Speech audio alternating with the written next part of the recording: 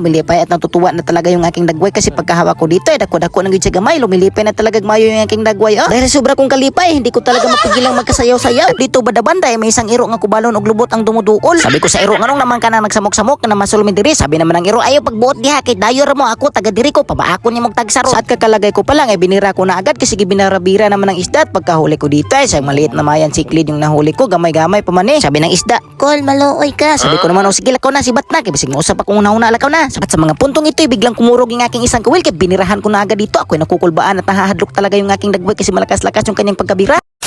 Wasdak mga master, magandang araw. Ngayong araw nga pala mga master mamimingwit na naman kami. At pagkadating namin dito ni Master Gerson dito sa ilalim ng tulay ay humahabwas na pala yung tubig. Si Master Gerson sa ilalim ng tulay ay nagdakaw-lakaw na. At ako rin dito naginahinin ako kukanaog dito baka maligid ako dito sa bakilid. At pagkarating ko dito sa ubos ay grabe napakaliit na gamay na jud ay kayo ang tubig pero malaw-malaw maghapon At sa mga puntong ito ay nagbitbit na kami sa aming mga kagamitang pandirigma. At hindi na pinudugay-dugay si Master Gerson ay nakaandam na. At ako rin dito ay nagkumot-kumot na rin ako dito ng aking pamain. Ngayon nga pala mga master, kasi nabot kami ni Master Gerson na mga well kami dito ngayon kasi manguha kami ng mga mayan siklib aming gawing pangdaing. Kaya hagis na agad, hindi na magpadugay-dugay pa. At ito yung isang kawil ko ay papainan ko ito dito ng hipon kasi nakadala man ako dito ng hipon at hindi na pinudugay-dugay. Itsa na agad. At kakalagay ko pa lang ay binira ko na agad kasi binarabira naman ng isda. At pagkahuli ko dito ay isang maliit na mayan siklid yung nahuli ko, gamay-gamay pa man. Sabi ng isda, "Kol, maluoy ka." Sabi ko naman, "O sige, lakaw na si Batna, kay bisig mo usap akong una lakaw na." Sabi naman niya, "Salamat, Kol." At sa mga puntong ito nakauna ako sa aking pamain na pula na insikwakan kaya agad-agad ko kinuha dito sa bag at nilaksi ko para maabrihan ko at binubutangan ko na dito ng tubig para aking maimikos-mikos at gikumot-kumot ko na dito, giahog-ahog ko ng aking pamain nga pula dito nga insikwakang. Ito muna yung gamitin kong pamain kasi hindi ito kalas man ipain kay murara ito uguma para hindi ito madali maubos kasi napakasirok talaga ng mga isdang mayan siklid sa lugar na ito. At ito na napainan ko na yung aking kawil, tamang antay-antay lang ako dito at tumiyok-lihok na at binira ko na. At pagkabira ko dito isang maliit na gamay lang gihapon ng mayan siklid yung nahuli ko, nganong gagmay man Kaya sabi ko sa isda, "Wag ka na magsalita, lakaw na si Batna." Pagkalingon ko rin ka Master Gerson, nakahuli po siya ng maliit na gamay na isda. At sa mga oras nito nagseryoso na talaga ako kasi nagdungan magpangurog ng aking dalawang kawil at ito yung nagseryosong kumurog. At pagkabira ko dito napakagahi-gahi talaga. Kala ko talaga ay malaki pero walang hiya ay sumabot naman sa ripra. Kala ko na talaga ay mauna pero di pa man dahit isang kawil ko rin at pinitkan ko rin kasi may kumurog-kurog. At pagkahila-hila at pagkatuyok-tuyok ko dito ay pagkatanaw ko dito isang maliit na gamay na tilapia yung nahuli ko. Lumilipay ng aking dagway at agad-agad ring sinundan ni Master Gerson ng isang mayan siklid. At sa sobrang lipay ng dagway ni Master Gerson ay hindi niya talaga mapigilang magsayaw-sayaw kasi nakahuli na kami ng isda na gawing pangdaing. At dahan-dahan bigla talaga ako nabigla sa aking isang kawil kasi bumunlot at binunlot ko rin. At pagkabunlot ko dito ay natuwa talaga yung aking dagway na nalilipay kasi pagtingin ko ay goods na ito gawing pangdaing ng mayan siklid kaya agad-agad ko nang pinaslak sa aking magawagang sudlanan. Dito banda-banda ay may bumira na naman kaya binirahan ko rin. Nagbinirahe talaga kaming dalawa kasi malaki-laking gamay na mayan siklid na may nahuli ko. Lumilipay na magmaayo yung aking dagway at pagkatingin ko dito ay goods na gid kayo yung kanyang kadakon. At giluglog ko pa ng kahoy yung kanyang bunganga kasi yung dalawang hukoy kanya mang nilamoy. At mabuti na lang kasi hindi ako pinahirapan sa kalisod at tanggal agad yung kanyang hook sa kanyang bunganga kaya agad kong pinaslak sa aking mahiwagang lagayan. At pagkalingon ko rin kay Master Gerson ay nakahuli na pala siya dito ng tinuod nga tilapia. Pagkatingin ko sa kanyang dagway dito ay grabe nakalipay, nagyud siya og maayo talaga. Nagtisngi at nangisina talaga yung kanyang dagway sa mga oras na ito. Kaya ako rin dito ay nagdali-dali ako lagay ng pamain sa aking kawil at binalibag ko na agad pabalik sa tubig. At dito na tamang antay-antay lang ako dito at si Master Gerson ay bumira na naman. Lumupad talaga yung kanyang isda pagkabira na kasi malakas-lakas yung kanyang pagkahuksit. At pagkalingon ko dito banda-banda ay may isang iro nga kubalon og lubot ang dumuduol. Sabi ko sa iro, nganong naman ka na nagsamok-samok na masulmi diri? Sabi naman ng iro, "Ayaw pagbuot diha kay dayor mo ako taga diri ko, pabaako ni mong tagsaro." Sabi ko naman, "Oh sorry dai." Sabi naman ng iro, "Oh lagi bakit pang tupog tumod haron." At dito banda-banda ay patuloy sa pagpadayon na ako sa aking pamimingwit kasi lumakaw yung aso at bumunlot na naman ako dito at pagkabira ko ay nakahuli na naman ako dito ng maliit na gamay na mayan siklid. Sabi ng isda, "Walang hiya, pagkahulan mo ako." Sabi ko naman, "O lakaw na, lupad. Malita hapon ni mo oy." Nabigla talaga ako sa maliit na isda kasi napakatapang na tapos masungit pa. At sa mga puntong ito biglang kumurog yung aking isang kawil kaya binirahan ko na agad dito. Ako'y nakukulbaan at nahahadlok talaga yung aking dagway kasi malakas-lakas yung kanyang pagkabira. Bilipay na talaga yung aking dagway kasi parang Magikarp na talaga yung nahuli ko pero sa kasamaang palad pagkaaras ako dito ay isdang robot pala yung nahuli ko. Nakahuli ako dito ng isdang Decepticon. Sabi ng isdang robot na nahuli ko, "Pakawalan mo ako dong kasi tauhan ako ni Megatron." Sabi ko naman, "Asa wala akong pakialam kasi dihar kay butang kay susugbahin kita mamaya." At mabuti na lang pagkalingon ko sa aking isang kawil kasi nakahuli ako dito ng good size na mayan siklid ng good sa pangdaing. At habang nangangawil ako sa mga oras ito ay bigla kong naisip na bakit may mga Decepticon sa lugar na ito, baka mayroon ding mga Autobot. At pagkalingon ko po kay Master Gerson ay lumilipay na po yung kanyang dagway kasi nakahuli na po siya. At dahan-dahan bigla rin akong nabigla sa aking kawil kasi pagkabira pagkabira ko arang gahiya gayod, nagbinirahe talaga kami dito pero pagkaarsa ko isang dahon ng water lily at sanga ng mahogany man yung nahuli ko. Always present talaga ang mga sanga na ito kapag ako'y nangangawil at mabuti na lamang ay agad din namang nasundan ng isang malaki-laking gamay na mayan siklid. Lumilipay at natutuwa na talaga yung aking dagway kasi pagkahawak ko dito ay dako-dako ng sa gamay, lumilipay na talaga mayo yung aking dagway. Dahil sobra kong kalipay, hindi ko talaga mapigilang magkasayaw-sayaw. At agad kong tinawag si Master Gerson at pinapasuya ko sa kanya. At sabi niya, be, pahilama ko gamay, be. At sabi ko naman, o gamay raha. At para sureball na hindi na siya makakawala at makakabuhi, agad-agad ko siyang pinapaslak dito sa aking mahiwagang sudlanan. At pagkabira ko rin sa aking isang kawil ay napakabugat talaga. At pagkabira ko dito ay baliungan man, nga nang nakakuha mo kong baliungan, nga di man ko padong mamagol, mangisda man ko. At pagkalingon ko rin dito sa aming likuran ay may mga kamaster na din pala tayo na namimingwi. At shoutout nga po pala ako sa mga kamaster natin na ito. Hindi ko lang ma-mention yung kanilang mga pangalan kasi hindi man ako nakaila sa kilang mga pangalan kasi mahihiya man ako mangutana. At sa mga puntong ito dahil sakto na yung mga nahuli na mini Master Gerson ng mga isda na gawing pangdaing ay nanghipos na kami. Hindi talaga namimingho yung aking dagway ngayong araw kasi nakahuli ako ng isda. Hindi ko talaga mapigilang magkasayo-sayo dahil sa sobrang lipay.